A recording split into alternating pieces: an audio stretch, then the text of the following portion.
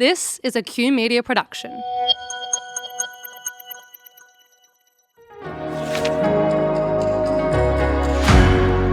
Welcome back to Leading Change. Today on the podcast, we're diving into a crucial conversation about gender equality and the future of the tech industry. I'm so excited to be joined by Emma Jones, a leader in talent management and a passionate advocate for ESG. With over 30 years of experience, Emma has seen firsthand the systemic barriers that women face in male-dominated workplaces.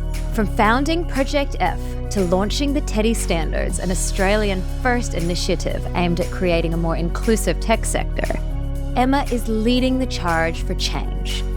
In this episode, we'll talk about the cultural and structural challenges women face in tech, the importance of empowering male leaders, and how adopting these national standards can drive real social impact and transformation.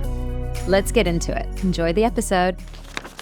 Hi, Emma. Thanks for being here. Oh, thanks for having me. Emma, you have dedicated your career to representing women in tech who are so underrepresented in the industry. Can you tell us a little bit about why you've chosen this and what the impact has been? Yeah, so I started this sort of work in probably maybe 2016-ish, something like that. And I've been working in tech for a very long time, since 99. And I discovered this issue, I suppose, through a first-hand experience of working in a tech company. And I was a global head of talent at the time. And I could see the systemic and cultural issues facing women because I was seeing them in real time, playing out in front of me, and I was getting challenged on it frequently as a woman working in HR, so to speak. It was really difficult to change. It was really difficult to just articulate it properly, and I understood and I could see the problems, but I didn't know how to fix them. And that's where I kind of started to move my career more towards this area that I could see of a major problem that needed to be solved. And I could see what the issues were, but I just didn't know how to solve it myself because, I was a woman in HR dealing with, a male-dominated workplace that had these entrenched beliefs about what was the causes. And it was just a case, all the CTO would say was, look, if more women applied to our jobs, we'd hire them, which I soon realized was a bit of a nonsense. And so I when I left that job, I made a decision that I was going to follow this pathway and educate myself and really start to see what I could do to change it. And I started a group called Men Championing Change, which is it's a community group. It's a meetup group based on what was the Male Champions of Change, now the Coalition for Change, started by Liz Broderick. And I wanted to do something along the same lines of empowering male leaders to take the charge of change because women don't get listened to, and it's women trying to push the agenda of change that was needed. And that was just not happening, not working. And I read a book called 7 Steps to Leading a Gender Balanced Business by Aviva Wittenberg-Cox. Incredible book for just turning all the lights on for me. And I still follow her. She's an incredible leader, a thought leader and change leader in this space. And what she talked about was, if you're going to try and tackle this area of change, you need to approach and influence the majority to lead it. And that was what turned that light on for me. So anyway, I started this group called Men Championing Change, tech meetup group, which pre-COVID was a very active space in the community. And men came in their droves to join this meetup group because they wanted a safe forum to learn and understand how they could tackle this issue. And what I found worked was getting those male tech leaders to learn about and talk about these topics in a way that was digestible for other men to come and listen to.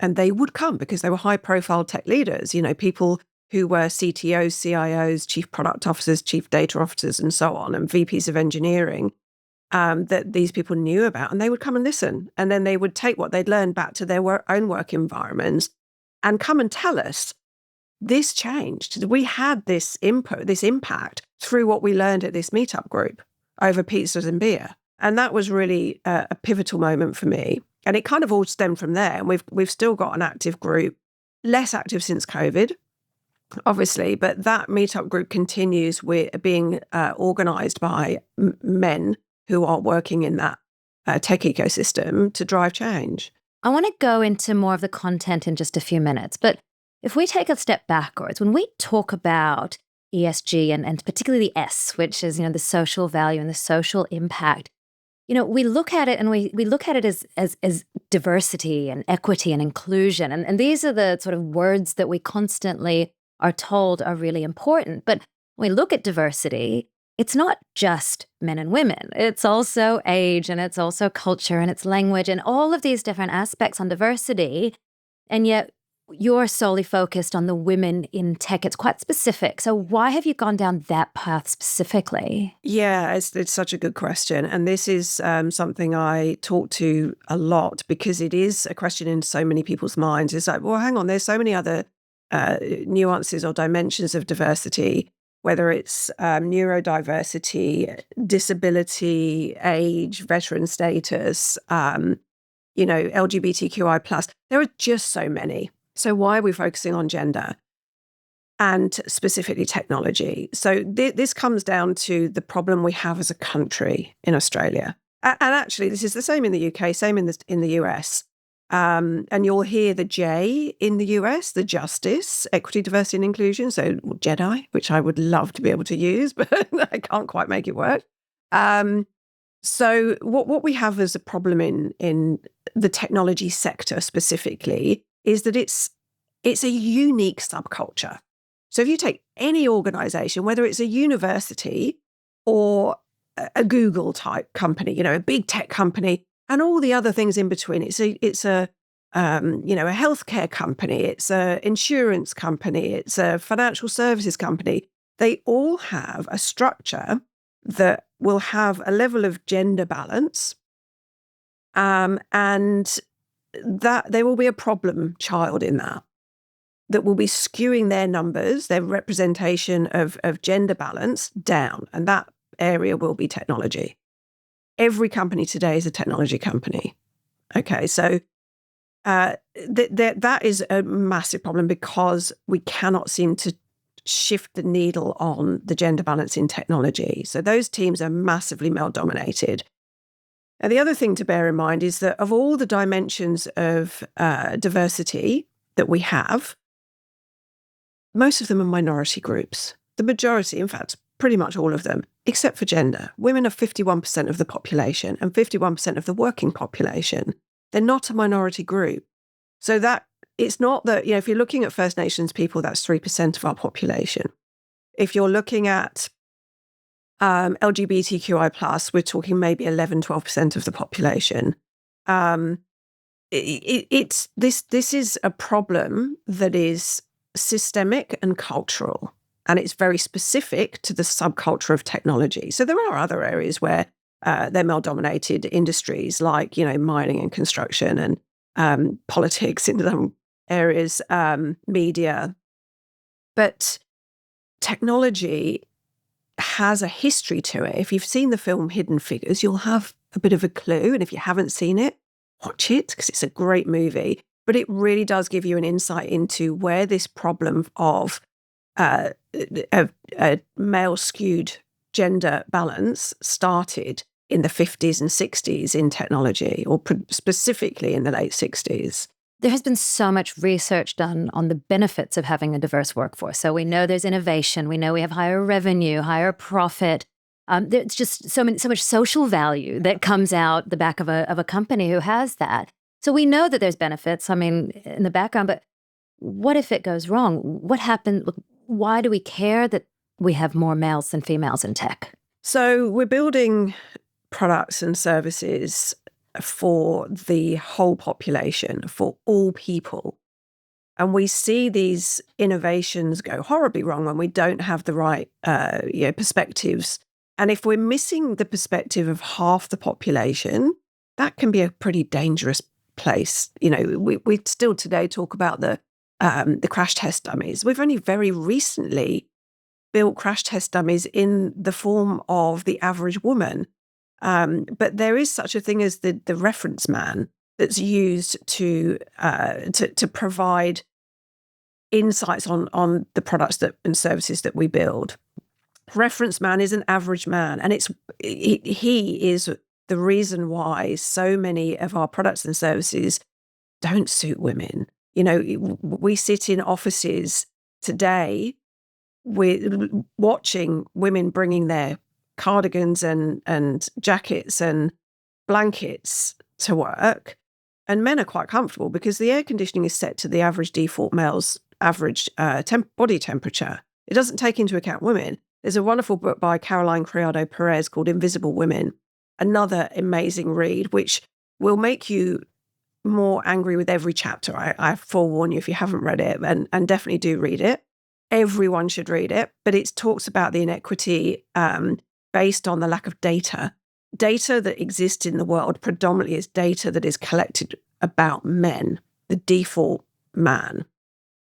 And, this isn't about a men, it's not that men are doing this. It's not, well, we're complaining that men are doing this to women. This is a human thing. This is what people do. I have as much bias as the next person. I will be biased against, women for all the reasons that men are biased against women. There's no difference. But we have to disrupt it. That's what this comes down to, is disrupting, is recognizing where these gaps are and disrupting them. Bias is a really interesting one because that really is often where this stems from. And it's so funny because you'll go into an organization and you'll say, I think we might need to address some of your diversity, your inclusion practices. And they said, oh, but we did unconscious bias training. Yeah. Which is great. It's a great start. Yeah. It goes a lot further. So, can you give some examples of different biases and how they actually manifest in the workforce? The recognition that everybody has bias, that it's a human condition, is the first place to start with bias.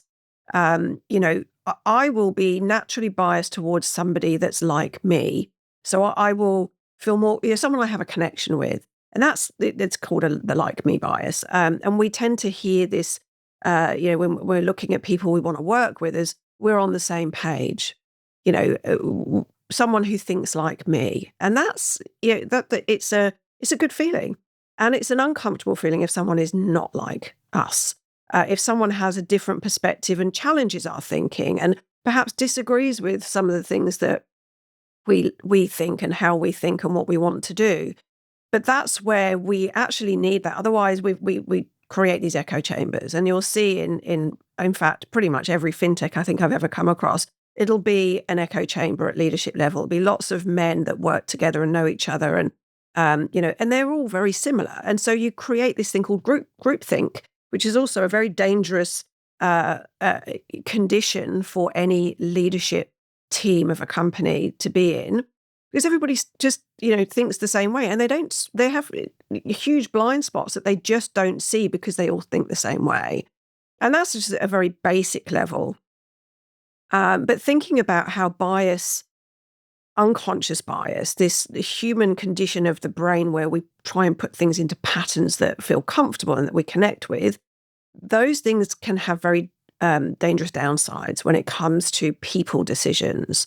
And that's where, we can really shoot ourselves in the foot if we don't recognize that. And unconscious bias training in isolation really is not a good thing to do. It should never be done in isolation. A recognition of understanding how the brain is wired to think and make decisions, that's how to recognize how you can then have a positive impact with changing how what your outcomes are from the decisions that you make. And another good book, I do talk about books quite a lot, but another good one is Thinking Fast and Slow by Daniel Kahneman. So that will really help any leaders to stop and think about how they're making decisions and what they're based on. It's not an easy thing to do because, like I say, our brains are wired to think from sort of cave people times, what is a foe, or who is an enemy, and who is a friend, and how do we respond to that? But it's essentially that mechanism in the brain that drives all these decisions, and we just need to understand how to harness it safely. We hear businesses and they go, oh God, not another DEI initiative. I mean, Eye rolls. eye rolls, and they just keep on rolling them out. Can you first give some examples of some initiatives that you've heard of that didn't work? They're probably quite common, but also why they're not working. Yeah, there's lots. We've spent collectively millions over the last sort of 15 years probably on DEI initiatives that don't work. And, I think of it as pinkwashing or greenwashing, if you like, in terms of, more broadly on ESG. But it's things that typically talk to perception. So they're trying to show something rather than change something. And what we need to do is to change things. So we tend to do things like we sign up for accreditations or awards that make us look good. Endorsements of being great places for these certain types of individuals to work, and we'll showcase things. This is all branding. Branding needs to not be part of DEI. I think it's important to show authentic change and authentic messaging about our work environments, but these are not initiatives. Initiatives are temporary, and typically when we run an initiative, and it could be something that is designed to fix women or to help women and fix women. And often they are things that fall by the wayside because they're not. I've seen that many programs designed for women that nobody measures the participation rates of women in the groups where they really need to be involved. They don't measure the participation. They don't measure the effectiveness of the participation. What happens to those people who are in those programs? Nothing gets measured. So yeah, we've done this thing, and is it working? Is it effective? Who knows? Those are the sorts of initiatives, but branding is probably the worst. Window dressing, creating a bit of smoke and mirrors to make us look good. Those are the things that really don't work, but they're so frequently rolled out, and a lot of money is invested in them. But no, they're not going to change anything. Do you want your team to achieve peak performance? Well, then it's time for a change. Welcome to Leading Edge. We're not about traditional training. We're about transformation. Our outcomes-based leadership development programs focus on real results through behavior change and mindset shifts. We customize programs tailored to your team's needs, packed with cutting-edge content based on neuroscience and positive psychology. We run engaging workshops, personalized coaching sessions, and practical exercises to ensure an enriching experience for your team. How does it work? We dive deep. We start with surveys to identify strengths and gaps, which helps us to design a bespoke program designed for your team's success. With our approach, progress is inevitable. Our expertly facilitated workshops and coaching sessions ensure growth, and the results speak for themselves. Are you ready to take the leap? It's simple. First, choose your program. We have 5 to choose from, or you can customize a program to suit your team's needs. Second, pick your duration. We deliver 3, 6, or 12-month programs. This way, we can reinforce the learnings over time to drive real change. And finally, plan with us. Each team is different, so we make sure that what we're delivering is exactly what you need. Let's unlock your team's potential together. Contact us today, and let's start this journey to transform your team to achieve greatness. We have heard recently about things that haven't worked. Just recently in the news, we have seen a tech company, WiseTech, splashed all over about workplace bullying, inappropriate relationships with women. Is it getting better at all, or are we just hiding it under the rug better? We're hiding it, but there are some mechanisms now in place that are really going to change this and help.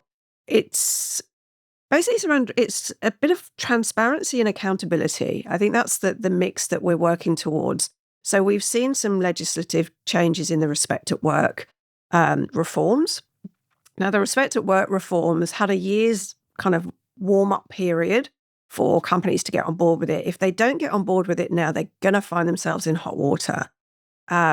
Because what happened at WiseTech is not an isolated incident. This is happening everywhere.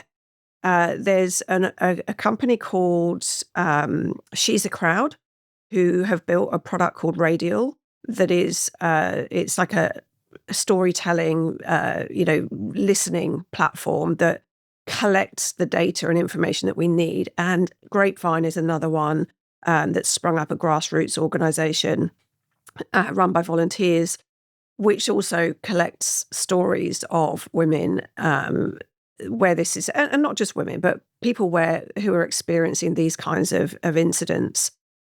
And transparency is going to be critical. When a company has a claim now, if they cannot show that they took the necessary steps, positive duty as it's called, they took the necessary steps to prevent it before it happened. If they cannot prove that, it's going to cost them very dearly, incredibly dearly.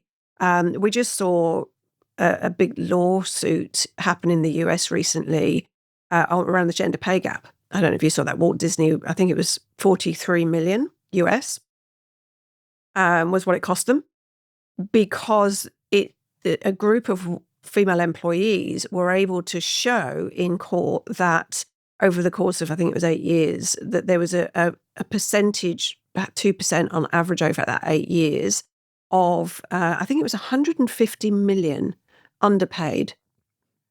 So women were over the course of that, so about 2% of salaries different from as gender discrimination.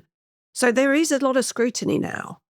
And companies are going to have to start getting on board with that. They have to report their gender pay gaps now. Since April this year, WGEA put that in place.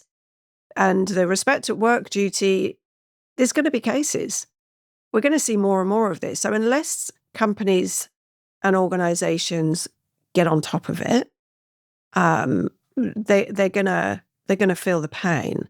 So that's why I think it's going to change, is because there's now these mechanisms in place to start to really tighten up on the transparency that companies will have to employ on what they're doing and how they're doing it, and they have to report on it. So that talks to policy, which is obviously important, but often companies don't know what are the standards that they have to follow in order to get there. Which brings us to your new movement, TEDI or T-EDI. And I would love to hear about what you have done and what it is and what it's going to bring to Australia. So I'm really excited to talk about this because it's brand new. We launched it on the 11th of November at the National Tech Summit in Melbourne in collaboration with the Tech Council of Australia. So we've been working very closely with them since the beginning of this year on the development, which I've been working on for the last 6 years pretty much, but the development of a set of national standards that outline very clearly best practice and leading practice in the realms of diversity, equity, and inclusion, but very specifically for the tech sector. So we've talked already about how this is a problem. It's a male-dominated environment. But to talk to policy, the government and the Tech Council of Australia have set a target for Australia of 1.2 million jobs in tech by 2030. So if you think about the tech sector in Australia has an opportunity to play at the global table, to sit at the global table and compete and be the best place for companies, tech companies, to come and build and scale from here. We're not there. We're short of the skills that we need to be able to do that. We've got emerging technologies like quantum and cyber and AI and so on. We are woefully short of those numbers. The numbers are going up dramatically. So unless we can unlock access to that huge part of the population that are just not participating, i.e. women, we're not going to be able to meet those skills targets. That's the bottom line. So this is not about individual companies looking at, what's their burning platform. This is about those tech companies recognizing they have a responsibility as part of the tech ecosystem in Australia to play their part in what is the tech sector's burning platform. I think this is something that is massively problematic because tech growth in Australia or in the world is funded by venture capital, which is a good thing, right? It has to be. But what it has done, and this is where venture capital firms also need to come to the table on this, is what it's done is it's created this culture of grow or die in the companies that are springing up. And we've got some incredible unicorns in this country. We've got probably more than 20 unicorns in this country, which I think we're super proud of. Airwallex, Canva, the darlings of our sector. But what we're doing unwittingly through venture capital funding is saying, grow at any cost. So that's the emphasis that is put on these companies. They will fund companies without paying due attention to how those companies are being built. They'll say they are, but they're not. There's a number of initiatives that have sprung up in the last couple of years that have shone a real light on this issue around how funding decisions are made.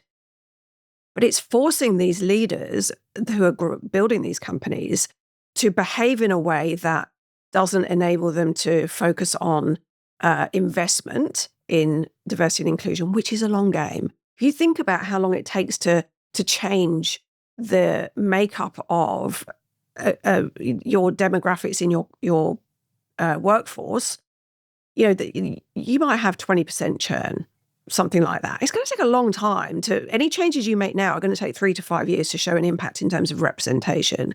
But companies just over-index on looking at that as their measure. So they go, well, it's just because there's not enough women in the ecosystem. And that's not true. It's because women don't stay. It's because 56% of them leave mid-career. They leave because it's an inhospitable work environment, because of the culture and the systemic problem that we have this assumption that it's for men, which is not true. It was a woman that built the first programming language, COBOL, Gross Hopper. It was the woman who created the first frequency hopping technology that became Wi-Fi, Hedy Lamarr. It was a woman that built the first mathematical algorithm, mathematician, Ada Lovelace. Women have been present and continue to be present throughout the history of technology. We don't talk about that. We talk about Elon Musk and Bill Gates and Steve Jobs. And so girls don't have those role models. But unless we stop forcing women to leave these careers mid-career, then we're not going to create that layer of role models for the next wave of women coming in. And that requires these companies to come to the table and start investing in this change as a priority, as one of their strategic priorities. It has to become a strategic imperative, and that has to be supported by the people that are funding it, the venture capitalists. So there's a real cycle of this ecosystem, which is why I created the TEDI Standards in the first place, was to give companies the clarity of what do we have to do and how do we do it. And there it is. The standards lay it out like any other standards, like B Corp. If you're going to go and start looking more broadly at your ESG and look at your impact on climate, you're going to probably start looking at B Corp. It's the clearest possible roadmap to achieving the change that we need to achieve. And that's what TEDI Standards does. So give us some examples. What are sitting in the standards? There's 10 standards, and they are things like performance management. So how do we know that women get stuck at that point of not being able to get promoted. And that comes down to the process and the capability of the people doing the performance management process itself or driving it. So there are standards around performance management, around how the process is created, how it's run, some of the parameters that need to be put in place, what the instrument should be defined like. I mean, it's really simple, straightforward stuff that we're all doing in our companies already. We're just not necessarily doing them in the right way. Things like hiring. So the process of hiring that is not equitable. We see so much evidence of where it's not equitable, where tests favor the dominant archetype. There are tests that are done for technology, really do favor the people who don't have children at home, who have plenty of time, who've just come out of a computer science degree, where we're testing on, reversing binary trees and, some of the more sort of very data-heavy algorithmic kind of, writing code from scratch, which, some companies still ask them to do it in their tests. Now, women make up just 16% of computer science graduates. Most women come into tech later in their careers because they're not nurtured into those careers. So we know that, but we're not changing it. So that's a standard. There's also an emphasis on leadership. So that's something that gets overlooked. It tends to get parked with HR. We say DEI sits with HR. HR, generally, they don't have the capacity. They don't have the skill set, the depth of knowledge in DEI. It's a very, difficult problem space to tackle. And as we talked about, there are so many dimensions. So to expect HR, who are also responsible for all of the other people things, to be experts in this area is unrealistic. And yet we just say, right, DEI owns it. HR owns it. HR are the facilitators and should be the facilitators, but they shouldn't necessarily be the ones driving it.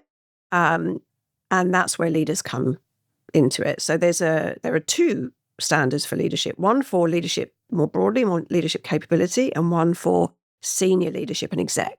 So that's they have a part to play, a significant part to play, and typically just relinquish that to HR. So this brings us back to the first thing that we spoke about, which was about the male champions of change. And now most of the tech leaders, as we know, are male. And now these are your cohort and stakeholders to actually drive this change. So when you presented this at the Tech Council, how was it taken in? What did they say? Did you get any feedback? Was it welcomed with open arms, or was it skeptical? What was the response? They were super excited. So when we presented this, it was at a time when, if you look back at what the Tech Council, what their charter is, what they're lobbying for, it is to make sure that Australia has the best potential and is able to realise its potential in the realms of technology. And they talk about their three key levers, and one of those three key levers is talent and skills. Now, they talk about one of the key pathways to achieving the talent and skills we need being unlocking the diversity of our population and recognizing that technology isn't great in terms of diversity. We don't have the same challenges as other parts of the world. And there is also that recognition that we are immature in product leadership. We're immature in certain of a number of the emerging skill sets here, and we're not producing enough graduates in these areas from our universities. So they have a focus on all of those different. And if you look through at the Pathway to Diversity in STEM review that was done from the government in the last year, the final report details very clearly what the role is of industry and education, and what the Tech Council are going to do as part of that. And in terms of research and investment in R&D, and Robin Denham has been talking about that just in the last week, the investment needed in R&D. It was also a hot topic at the Tech Summit in November a few weeks ago. So they welcomed this with open arms because they could see that this was a really important part of the puzzle, and this was going to be a way of contributing quite significantly to the goals that they've set with the government for Australia being able to achieve that target of skills and capability in the sector.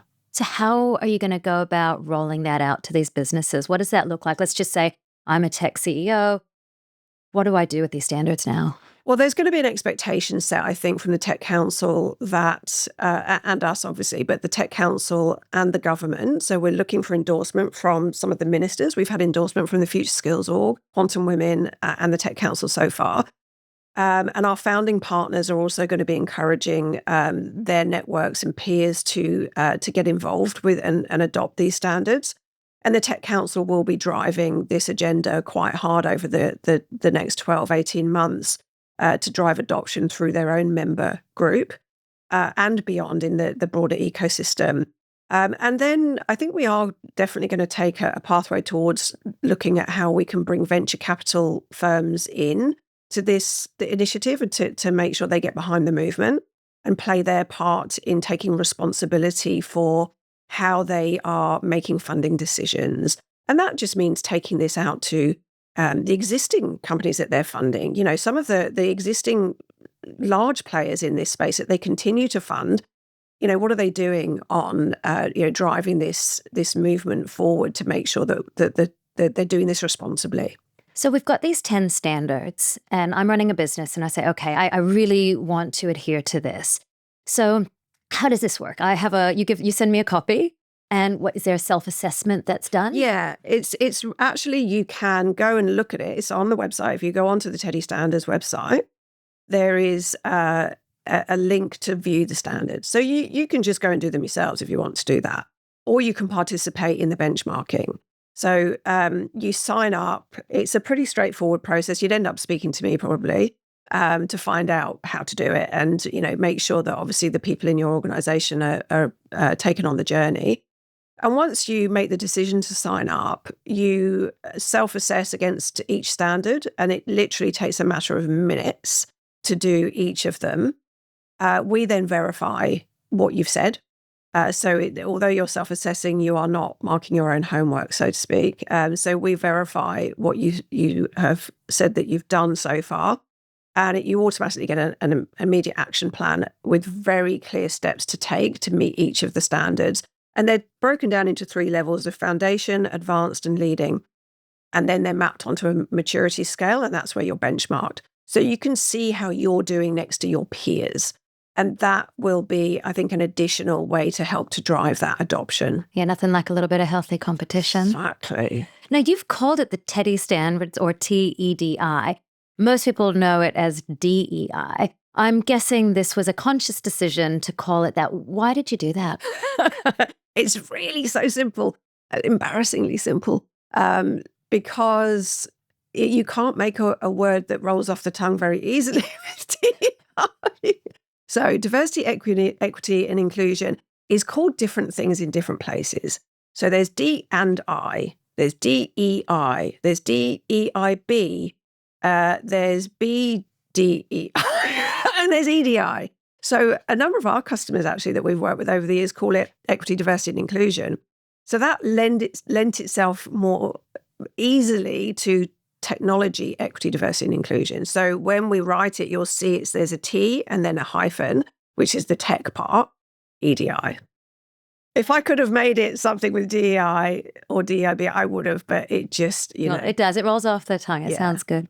So we've got into set. We've got our policies, we've got our standards, we've got our marking criteria, we've marked ourselves. Now, rubber's about to hit the road and our leaders need to actually roll out some change. What kind of skills do leaders need in order to really make some true deep change in their organization? Because this is big. This is culture, this is behavior, this is mindset shifting. I think it's, first of all, leaders need to take accountability for the shadow that they cast and the legacy that they are building in their company. So that's the first thing. And then they need to equip the rest of their business with the imperative, so clarity, and that's the standard. So when you adopt the standards, it is a mechanism for change. So if you say, we talked a bit about the HR versus leadership, ownership and accountability. If you set the tone as a leader, this is what we're going to be doing. and here's how we're going to be doing this. And you're publishing it. It's a bit like doing Dry July. You're not probably going to do it unless you, all the way through the whole of July, unless you go out and tell everybody on social media that you're doing it. You're more likely to fall, certainly if you're me anyway, you're more likely to fall off the wagon at some point. So in the same way, you're making it public by being benchmarked. You have to show progress year on year to maintain your accreditation by the TEDI standards. So you are accredited. You do need to put it on your website. You need the same with B Corp. It's not really any different. That we know that this works. We know that this type of process works, of being accredited, being benchmarked, and making that public. So although what you're doing isn't public, so the levels that you're doing isn't public, the fact that you're doing it is made public. And other companies can see where they sit next to, in your peer group. So that's what they need to do. They need to be able to step up and be accountable for making sure that this is driven out through their business. You mentioned earlier that one of the reasons that these DEI initiatives don't work is because they were not measured. We're not measured up front. We do something, and then we actually have no idea whether or not it landed. So if we roll out these standards, is it just the mechanism by retesting ourselves against the standards? Or are there other criteria that we should be using to measure the impact? Yeah, that's a really good question, because measures... So we have an ROI calculator on the TEDI Standards website's homepage, which has been built by a great computer scientist called Braden Lance, who has been building this for a while now, and he's still iterating on it, but in consultation with labour economists. But it's figuring out actually what the drivers of this change are will help us to measure outcomes. But it is a long game. You have to be in this for the long game, because the time it takes to see the change show returns is long. There is no silver bullet for this. You have to do all of the different things for a continuous period to start to see actual change being realised in return on investment. And it is there. But yes, there are a set of measures which are included in the resources that companies can implement. But it comes with some of the standard things that you would expect, like the numbers of of promotions that are taking place by gender.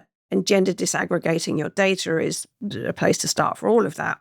Looking at the changes in your diversity and inclusion markers within your engagement scores and so forth. And actually, there's a lot of companies that aren't even doing that yet. They're not using, Culture Amp has an incredible tool that helps you to measure specifically the diversity and inclusion markers of your people, yet companies are still not doing that. I mean, some are, but not enough. But things like that, it's not just representation. And this is where every single one of the standards, all 10 of them, are a measurement of a marker that is backed by empirical research and data. To wrap up, what is the future of the tech industry? Once we have gender equality across the industry, describe how the industry will look. What types of behaviours, what type of culture, what can we expect from our Australian tech industry? I love that question. It's a real sort of futurist view, which I have developed through the course of building these standards, through talking to companies about their attitudes and behaviours. And one of the biggest things that comes out of that is normalising gender balanced, environment, because it's been male dominated for decades. So what it looks like is gender balanced. It looks like, when you think about the fact that technology careers are some of the most flexible and some of the best paid careers in existence, we're going to see a massive uplift to women's empowerment, women's equitable, lives in more generally speaking. We're going to see better technology because it's built by a balanced, perspective of the existing population. So better technology, better workplaces, thriving economy, the literally trillions of dollars unlocked by women's participation in these careers is mind-blowing. So all in all, it's an incredibly positive view for the environment in general, society. But for Australia specifically, it looks like a place where it becomes the best place for businesses, technology businesses, to thrive and scale and come, because they can do that here. I love that. Thank you so much for being here, Emma. If our listeners want to reach out to you, how can they find you? They can find me on LinkedIn. Emma Jones is quite a common name, but if you look for the Emma Jones that has the little watermelon in the name, you will find me. What's the watermelon for? Solidarity with Palestinian people. Thank you so much for being here. Thank you. Thank you for having me. Thank you for tuning in. If you enjoyed today's episode, please subscribe. Taking just 2 minutes to leave a review on Apple Podcasts would mean the world. Your reviews play a vital role in expanding the reach of this podcast and making a bigger impact.